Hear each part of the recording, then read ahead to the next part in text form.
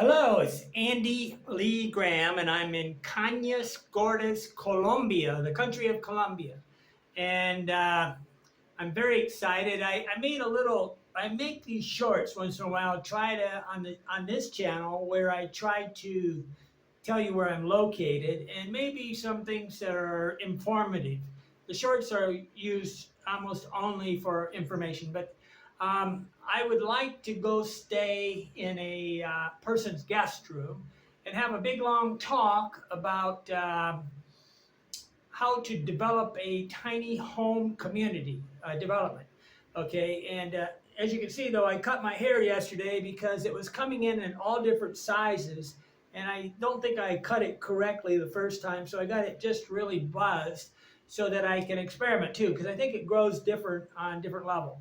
But I'm always experimenting with my physical, not my look so much, but is to try to be healthy. And what's good about this is I can soak myself down with cod liver oil, vitamins, omega-3s, and coconut oil, and I can really avoid any kind of chemicals. But back to the housing, Rich Saunders Gedney asked a question. He's a Patreon supporter, and he asked me a question, and I answer questions from Patreon members on about any kind of issue. Okay. And he said, are you going to train people to start and build tiny home communities? Okay, which is kind of a wide open thing. Okay, okay, instead of going into tiny homes, or this is him talking, Richard talking, instead of going to tiny homes or nursing homes, they could just stay in their tiny homes and have nurses make rounds to care for them. Plus, you are coming into a merger of artificial intelligence, AI, and humanoid robots. There's robots happening right now. Tesla's got some, and there's 2 or 3 really cutting-edge ones. A number of companies that have been working on humanoid robots are making major breakthroughs and are just now talking about their abilities, which are more than people could ever imagine. It will happen fast with combining AI and robot delivery systems. Okay, yes. So the answer to Rich is I put a floater out, okay? I call a floater are these little marks on your eyes where they float across there and thing. But a floater is, I just call it a floater. I don't know why I call it a floater, but I just float the idea out there. Another way to say it is we're running up the flagpole and see if anybody salutes. But I'm always putting ticklers out there, little bait. I'm putting bait where I would like to live in guest rooms. I'm going to live in guest room in Monterey, California for about a month. And I'd like to stay for a month in each person's guest room. The hard part is I have to it's really difficult to a lot of people think I want to live like a bum, which is not what I'm going to do, okay? I've lived always very, very good, okay? And so an extra bedroom in a person that's solvent and doing very well, not somebody in trouble wanting a roommate. Okay, but there's people that have great curiosity and have been thinking about real estate development for years, okay? So I put this out as sort of a notification that I'm interested in doing this. And I have designed a special house for the tropics that is on a video.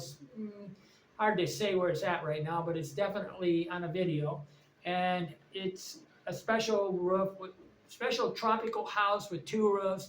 And it basically, it utilizes the apron around the house to make it into double the square footage, because in the tropics you can live outside.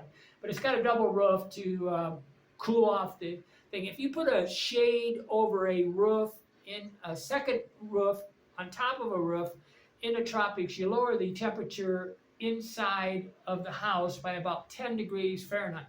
And I study all these principles and how they strategically, tactically connect each other. And I've been studying I was really working hard on tiny homes last year, and I finally realized, wait a minute, I was going to try to do some tiny homes so that I would have a place to live. And I go, I would only want to live in the United States during, like 4 months of the year. I'm not going to live in the United States.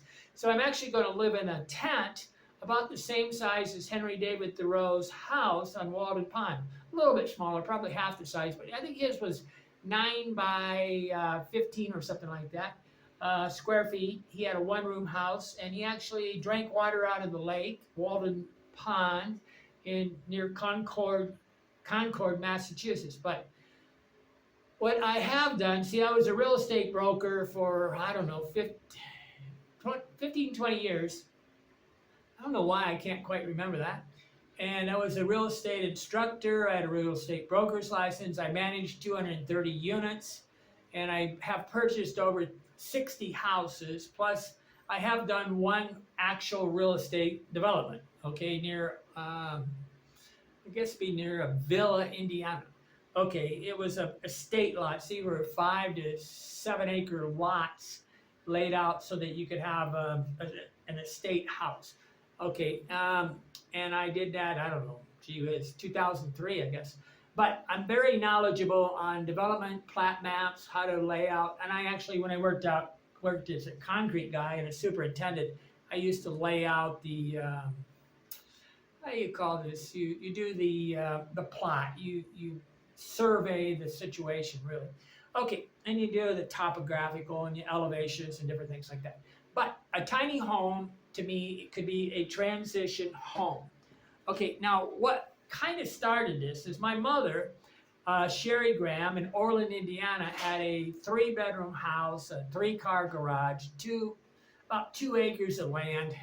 It was way too much for her to maintain. And when I used to mow the lawn for my grandmother when my grandmother owned this, and I would get paid $3. By the time that my mother was dying or whatever, she was paying $60, $65 a week to have it mowed. Okay, and a lot of this becomes, as you're on a set income after you. So there's what is happening, and my mother went from working at a job, my father working at a job, to a set income of their Social Security and their pensions, and it gets more strict, right? And these expenses and your physical body goes down. You can't maintain it. So I'm often making jokes about why do you have such a big house? Why do you want to be a maintenance man? Because that's what you become. The house starts to own you. So what I've been thinking about, see, I tried to get my mother to downsize to a smaller house or move into a assisted living place, but she wouldn't do that. Okay, I took her to like 14 different ones. And I got a really great understanding of assisted care or nursing homes. They have 2 different things. A nursing home is where you have doctors and nurses there and they can give medicines and things like that. Then you have the assisted care where it's kind of like an apartment with community eating, okay? And these are pretty nice. Some of them are really nice, but they can be very expensive too, and outrageously, ridiculously expensive, okay? They can be, I don't know, minimum $6,000 a month in Indiana, which is cheap, right? In New York City and Chicago and the cities, it can be $20,000, $12,000. They're unreasonable. I actually sold 2 different commercial lots in Fort Wayne, Indiana, where the man actually created an assisted living place, and I learned a lot from that too. But as you get older, you start anticipating your exit program, right? Your exit plan. Any business should have an exit plan. Any life should have an exit plan. You should be thinking about how to die, okay? And do it gracefully. So I know that I can be buried in Orland, Indiana. I have a plot. I didn't buy it, but I was given it by my mother, okay? But that's really a positive thing, right? Okay, but I'm not really worried because I don't have children and I don't have to worry about like life insurance. There's no value in having life insurance because there's nobody that would suffer if I die. And that's, some people have overinsured on everything. But I have full coverage insurance with like a $220 deductible. But I've never used it really. The point is this, is there's a time when I sold real estate, a home is it is indeed their castle. okay, and it defines the person, okay. And if you try to take like my mother that had this very large house, really beautiful with a big porch in the front, and you try to get her to go into a apartment, which is assisted living. It's community eating, which I think was okay with her. The problem was this: there was no character to the house. So as I studied tiny homes, I think the highest, one of the best usages for these would be to maybe to be called a transitional home. And you could have a square footage of between, say, 400 and 1,000 square feet, and you could have, I would, if I do this, what I would do is probably have about um, maybe 10 to 15 different floor plans, or I could have them design it. Now, what is nice if you take out and have the floor plan, so the kitchens and the bathrooms and the bedrooms are all laid out, then you can spend a lot of time on the interior, exterior, and the furniture and things like that. But I would like to make it so that it's a off the grid house. You could turn it on and turn it off. You could just turn a button and all the electricity would go down to about nothing, and then you could drain the pipes just by, I would like to make it so you could drain the pipes, and I also could put in an extra area where you would have like an owner's attic or owner's closet where you could put all your stuff in that closet, then rent it out on Airbnb, or you could rent it out when you went to Florida or something like that. But if I sat down with a person that's got a 2,000 square foot house, walkout basement, and try to give them their dreams, right? So you shouldn't make these things in a minimalistic way. There's no reason to. And you can give them all the toys and gadgets. So I would make, temperature controlled rooms, make it everything absolutely as ergonomically, made for humans as possible. But you can sit down and go through each room and do it just like you were building a big house, but you're building a little house. Okay, and it can be much more custom because it's little, right? So the cost of it. So, but what the person can do is seize their the value of their house. Say they sell their house for $300,000, they could build one of these houses for say $40,000, and they would net out $260,000, which would make them feel safer.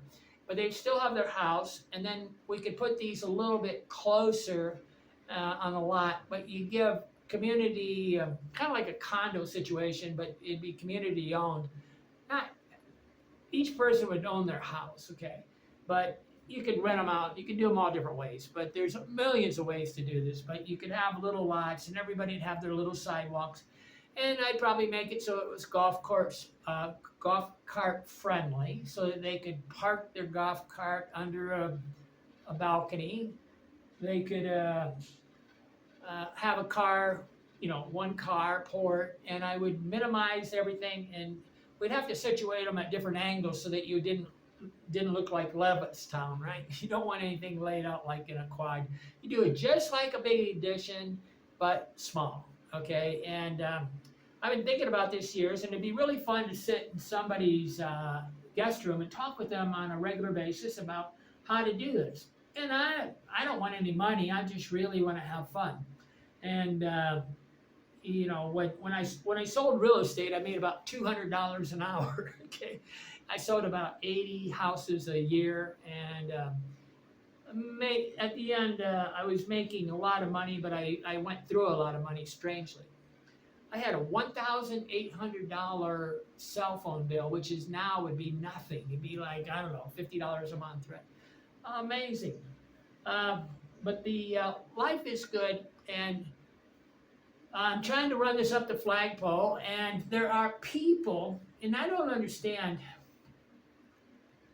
there are people that could use their money for enjoyment, like, they'll go to Las Vegas and they'll drop $10,000, okay? And that's kind of ridiculous, okay? But they don't want to accidentally do like an entrepreneur thing. See, real estate's one of these things, if you do it right, you can make it so that it's non-owner occupied. I mean, you don't really have to do any management. And that's the problem with doing one house. And see, if you own a big house, the amount of work that you do on one house would take care of, really about 8 tiny houses, tiny houses. And you make these houses so that they're all as maintenance free as possible. And you make them, there's all sorts of ways to make them, how would you call it? I call it self-service, or there's um, fountain of youth homes where there's things like people are laughing. I got something's grinding on the floor. I can feel something on the floor. It's like somebody's, I think it's the wash machine up above me. But I do different things for my health. Like I actually put my coffee on the floor. I'll show you. I have my coffee on the floor so that I have to bend over to make my coffee. I'm not doing it because I don't have a table. I'm doing it because I want to force myself to bend over and get some exercise. But there's things you can do to make your house, beneficial for your health. Okay, I'm very familiar with people falling down because my mother was amazing. Once you fall down one time, it's a trauma, and this trauma gets worse as you fall down more. And what happens is it creates this little feedback thing where you're so afraid to walk that you actually fall down more because you get less exercise. The less exercise you get, the more you fall down, and it becomes a problem. My mother, one time my dad was in a nursing home because he had I don't know what the problem was, but it was kind of a physical therapy nursing home, and the place caught on fire. and my mother and me got in the car and drove to Angola real quick, and she ran up to the curb. She walked really fast up to the curb, and she couldn't go up a curb, just a normal curb. It was a circular cul-de-sac. She couldn't go up that curb without me coming and helping her. And this gets scary because she didn't have her cane with her, right? And these kind of things are very important as you get older, to have the dignity and the pride that you want. See, what a lot of family members want to do is rob all the pride of their mothers and fathers as they get older and act like, why would you care? Well, they care a lot about their home, and they want to have pride in it. That's why you can take a tiny home and make a real nice little castle. You could have all the bells and whistles. In fact, you could have more bells and whistles in this little house than you do in your main house, because you could custom do them. And it would be easy because you'd have an overabundance of money to spend on this tiny home, okay? But there was one thing I was reading, this physicist on Richard Feynman quotes. He says, one less decision. And that's kind of a way to look at it. This is a one less decision house. How many decisions do you need to make daily as we get older? We need to minimize conservation of thought. We need to make it so that everything becomes easier, okay, not more difficult. But as we get older, a house can be so overwhelming that people almost go into depression because they think about all the things they can't do. Okay, so this would be a transition house idea so that they can move into a house and do it. Now, I have unbelievable amounts of experience in real estate and negotiations, and I had a general contractor's license to build up to a 32-story building, very large commercial residential thing. And I haven't actually built houses, and I didn't do much of that. I just used but I was a superintendent on I worked as a construction contractor. I worked commercial concrete, where I did factories, and then I worked as a superintendent for like a commercial general contractor.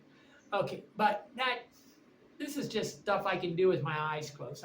My ability to work on construction stuff is kind of boring, okay, because I'm very good at it, but I do like the creative aspects, and there's ways now where we could actually hire offshore what would you call them, architects or draftsmen, and assign them to you, and you can work with these people for years on end. Okay, you can work on your house for the rest of your life and never build it, just for fun.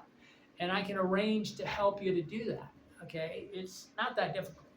I did one with this girl, Sia, from Philippines, and it's fun. Okay, because you come up with a strategy on how to do this. Okay, and the process of being creative is what some of you young people, you need to give this creativity process to your mother and father, and you need to give them the pride and the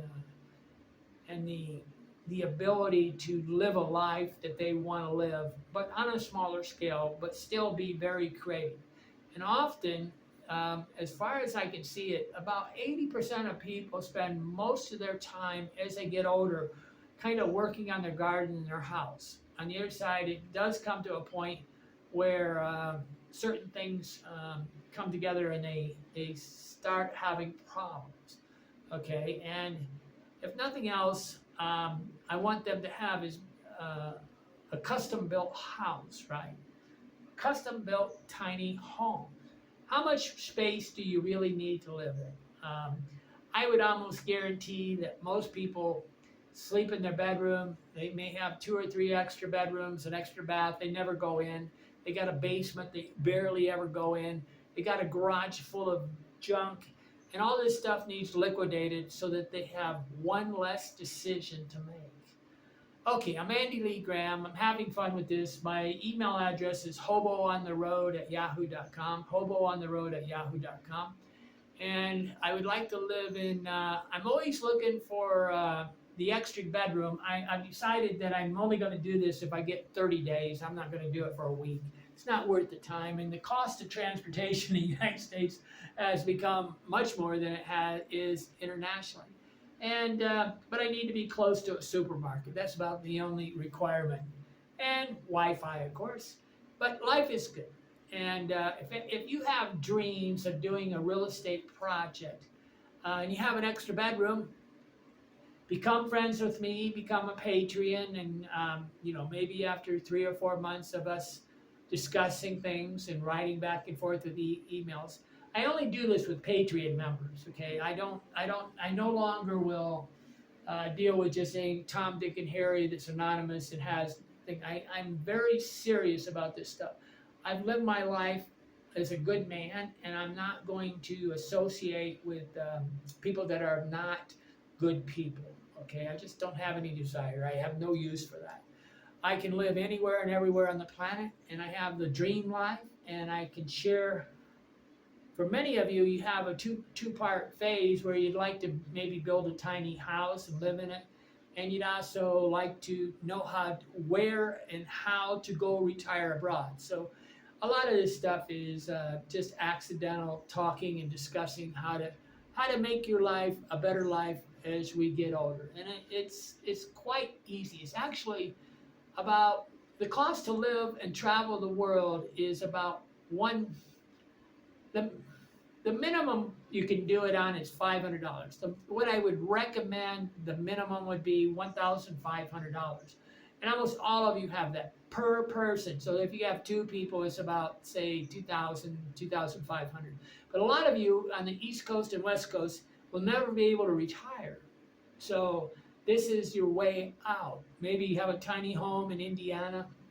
I know you guys don't want to do that. It's all about social status, but see, you can go live abroad cheaper than you can live inside the United States. And you can live at a much higher quality of life because you dodge all the stressors of the United States. Okay, become a Patreon member. Start communicating with me on emails and at different levels, different ways. I will. We can work this out together. I'm Andy Lee Graham. I'm here, and you're not. Why not? Okay. I'm in Colombia.